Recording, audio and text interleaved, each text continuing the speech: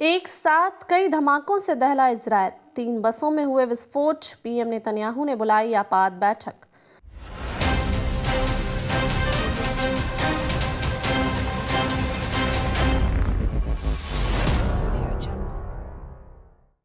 Israel के केंद्रीय शहर बेट याम में गुरुवार शाम एक के बाद एक कई धमाके हुए। इजरायली पुलिस ने कहा कि इन हमलों में कोई घायल नहीं हुआ, लेकिन यह बड़े आतंकी हमले थे।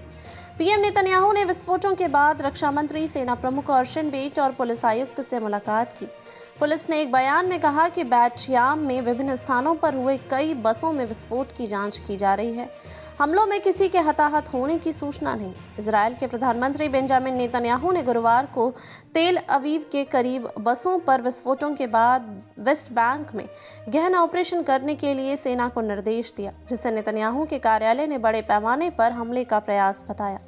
किसी के हताहत होने की सूचना नहीं है। विस्फोट डिपो में बसों में हुए थे और वे खाली थीं।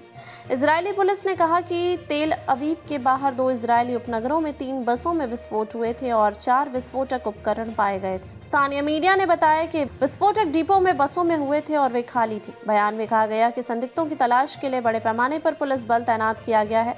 ये विस्फोट इजरायल में विनाशकारी बस विस्फोटों की याद दिलाते हैं, जो 2000 के दशक के फलस्तीनी विद्रोह के दौरान हुए थे।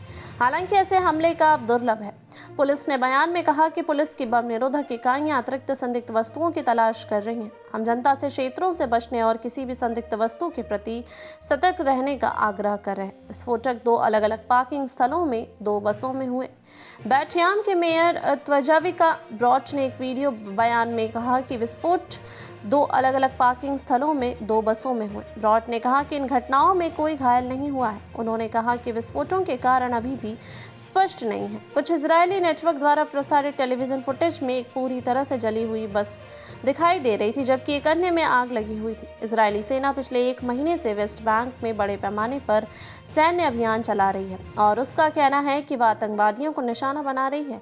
वेस्ट बैंक के शरणार्थी शिविरों में हजारों फलस्तीनियों को अपने घर छोड़ने के लिए मजबूर किया गया है, जबकि घरों और बुनियादी ढांचे को ध्वस्त कर दिया गया है। हमास इजरायल के बीच युद्ध विराम कायम।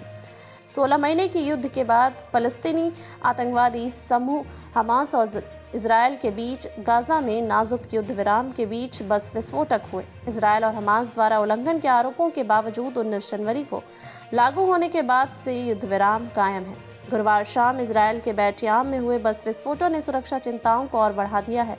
भले ही इस हमले में कोई हताहत नहीं हुआ, लेकिन इजरायल के आंतरिक सुरक्षा तंत्र के लिए एक बड़ी चुनौती है। प्रधानमंत्री बेंजामिन नेतन्याहू ने तुरंत एक आपात बैठक बुलाई, जिसमें सेना प्रमुख, रक्षा मंत्री शिन बेट और पुलिस अधिकारियों ने भाग लिया। इन विस्फोटों की पृष्ठभूमि में वेस्ट बैंक और गाजा पट्टी में जारी संघर्ष को नजरअंदाज नहीं किया जा सकता। इजरायली सेना पिछले कई महीनों से वेस्ट बैंक में सैन्य अभियान चला रही है, जिसके कारण हजारों फलस्तीनियों को विस्थापित होना पड़ा है। ऐसे में हमला इजरायल की सुरक्षा नीतियों को लेकर गंभीर सवाल खड़े करता है। विशेषज्ञों का मानना है कि इस घटना से इजरायल की आंतरिक राजनीति और नेतन्याहू सरकार की नीतियों पर प्रभाव पड़ सकता है। वहीं वैश्विक समुदाय भी इस पर अपनी नज़र बनाए हुए है। यह देखना महत्वपूर्ण होगा कि इजरायल सरकार आगे की कार्रवाई के तौर तरीकों पर क्या फैसला लेती है।